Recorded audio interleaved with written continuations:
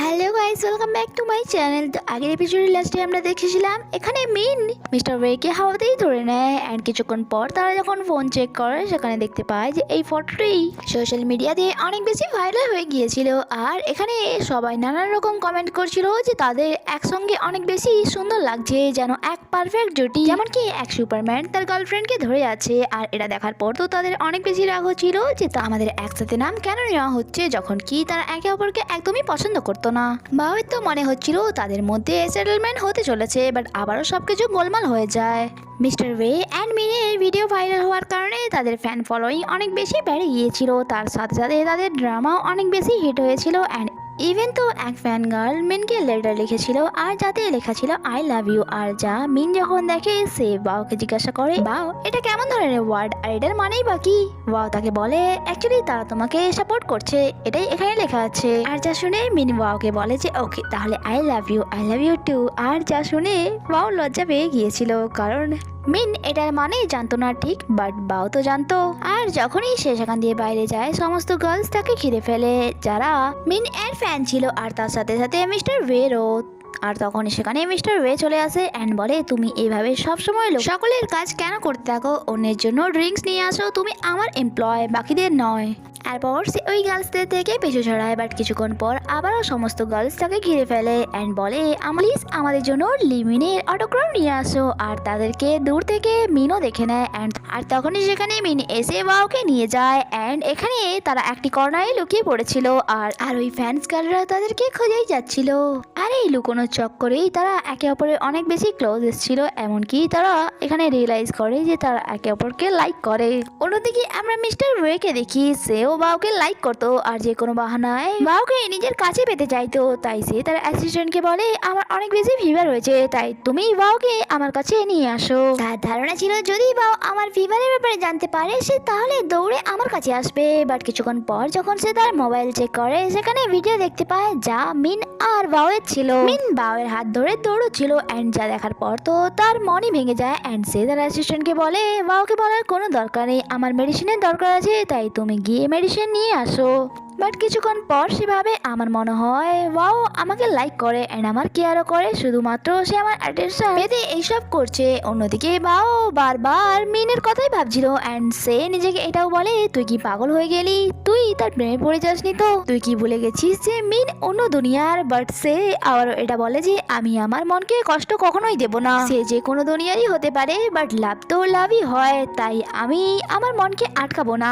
তারপর আমাদেরকে এক নিউ ক্যারেক্টারকে দেখানো হয় যার নাম রবার্ট ছিল। অ্যাকচুয়ালি সে ওয়াওয়ের জন্য কাজ করতো, বাট কোনো কারণে তাদের মধ্যে কোনো প্রবলেম হয়ে গিয়েছিল, সেই কারণে সে তাকে ধোকা দিয়েছে অ্যান্ড এন্ড টাইমে ওয়াওকে অন্য কোনো পার্সনকে হায়ার করতে হয়েছিল, আর যা আর কেউ নয় মিনি ছিল। আর সেই জন্য রবার্ট তার বদলা নেওয়ার জন্য উল্টোপাল্টা পোস্ট সোশ্যাল মিডিয়াতে পোস্ট করে দিত। আর যা যখন বাও দেখে সে অনেক বেশি চিন্তায় পড়ে যায় অ্যান্ড নেক্সট ডে শুটিং টাইমে সে সকলেরই কেয়ার করছিল, তার সাথে সাথে তার ডিউটিও করছিল, বাট তখনই সে অজ্ঞান হয়ে যায় টেনশনের কারণে। নেক্সট সিনে আমরা তাকে হসপিটালে দেখি যেখানে মিন তার অনেক বেশি কেয়ার করছিল, বাট মিন তো অবাক ছিল স্লাইনের বটল দেখে অ্যান্ড তাকে বলে, পানি তো তুমি মুখ থেকেও খেতে পারো, তাই এটা নেওয়ার কি দরকার। আর যখনই সেখানে মিস্টার ওয়ে আসে তারা একে অপরের সাথে আবারও ঝগড়া করা শুরু করে দেয় যে কে বাওয়ের খেয়াল রাখবে অ্যান্ড তার কেয়ার করবে। আর এই সবের মাঝে তারা এত বেশি চেঁচানো শুরু করে যে বাও তো অনেক বেশি রেগে যায় অ্যান্ড তাদেরকে বকা দিয়ে বাইরে বের করে দেয় অ্যান্ড তারা বাইরে যাওয়ার পর এটা ডিসাইড করে যে বা যারা বাওকে টেনশন দিয়েছে তাদেরকে আমরা খুঁজে বের করব। প্রথমে তো তারা সোশ্যাল মিডিয়াতে আপলোড হওয়া ফটোগুলি ভালো করে দেখে যে ফটোগুলি কোন অ্যাঙ্গেল দিয়ে নেওয়া হয়েছে অ্যান্ড কোথায় নেওয়া হয়েছে। আর যেই পার্সনটি এই সব কিছু ফেক নিউজ সোশ্যাল মিডিয়াতে আপলোড করতো তার আইপি অ্যাড্রেস থেকে মিস্টার ওয়ে তাকে খুঁজে নিয়েছিল অ্যান্ড মিন যার মাইন্ড অনেক বেশি শার্প ছিল, তাই সে ভালো করে বুঝে যায় যে এটা কে নিতে পারে অ্যান্ড কোথা থেকে নিয়েছে। এরপর তারা রবার্টকে শাস্তি দেয় অ্যান্ড যার কারণে তাকে সব পোস্ট ডিলিট ক্রিয়েট করতে হয়, আর যার কারণে বাউয়ের টেনশন তো চলে গিয়েছিল, বাট আবারও একটি টেনশন চলে এসেছিল, এটাই যে মিন অ্যান্ড মিস্টার ওয়াও তারা তার কাছে আসার জন্য সবসময় একে অপরের সাথে ঝগড়াই করতে থাকতো। এমনকি তারা দুজন সামান্য তার ফ্রেশ ওয়াইফস নিয়ে একে অপরের সাথে ঝগড়া শুরু করে দেয়, আর যার কারণে তো ওয়াও ইরিটেট হয়ে যায়, আর যার কারণে ওয়াও তাদেরকে বকা দিয়ে সেখান দিয়ে বাইরে করে দেয়। এরপর আমরা দেখি মিস্টার ওয়ে বাসায় ছিল অ্যান্ড সে একটি রোজ নিয়ে এটা চেক করছিল যে ওয়াও তাকে ভালোবাসে কিনা। তারা তিনজনেই এই ভুল ধারণাতে ছিল যে তারাও যাকে যত ভালোবাসে সামনের জন্য তাকে ঠিক ততটাই ভালোবাসে, বাট তারা কনফিউশন ছিল এটা ভেবে যে তারা কনফার্ম কি করে হবে।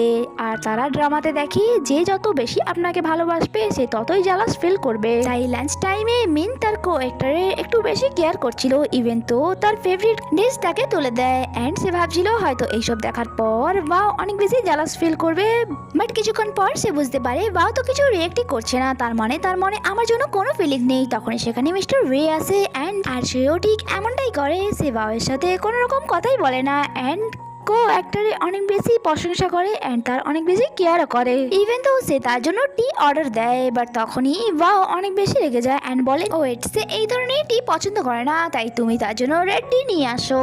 এরপর আমরা ওয়াওকে দেখি যে লিমিনকে স্ক্রিপ্ট রিড করাচ্ছিল, আর তখনই তার এক কলিগ সেখানে আসে, আর ওয়াও তো তার ওই কলিগসের ইচ্ছে করে অনেক বেশি ক্লোজ যাচ্ছিল যাতে মিন তাকে দেখে জালাস ফিল করে, যা দেখে সে বুঝতে পারে মিনের মনে তার জন্য কোনো ফিলিংস আছে কিনা।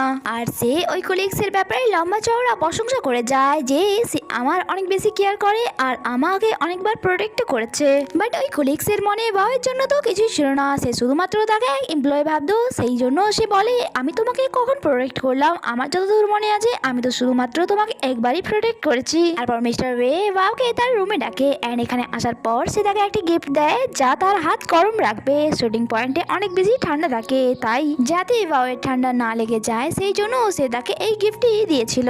অ্যান্ড ওই টয় হ্যান্ড গ্লাভসটি সে তাকে পরাতেই যাচ্ছিল, এতক্ষণে তার রুমের বাইরে মিনও পৌঁছে যায়, আর সে ভেতরে আওয়াজ শুনে উল্টোটাই বুঝে নেয়, সেই জন্য ডোর ভেঙে ভেতরে ঢুকে যায় এটা জানার জন্য যে তারা দুজন কি করছে। এরপর আমাদেরকে একটি ফানি সিন দেখানো হয় যেখানে তাদের মধ্যে আবার ঝগড়া শুরু হয়ে গিয়েছিল, আর দুজনেই ওয়াওকে নিজেদের দিকে টানছিল, একজন বলে যে আমি তোমার বস, আর এখানে মিন তাকে অনেক বেশি কথা শোনায়, যার জন্য মিস্টার ওয়ে বলে যে তুমি আমার আন্ডারে এই ড্রামাটিতে কাজ করছো, তাহলে একদিক দিয়ে আমি তোমার বস হলাম। আর যা শুনে তো মিনের অনেক বেশি রাগ হয় অ্যান্ড সে বলে তুমি জানো আমি কে, আমি তোমার ফাদার, বরং এটা বলতে পারো গ্র্যান্ডফাদার। অ্যান্ড এখানে এই এপিসোডই শেষ হয়, আগে কি হয় তা জানতে স্টে কানেক্টেড, বাই বাই।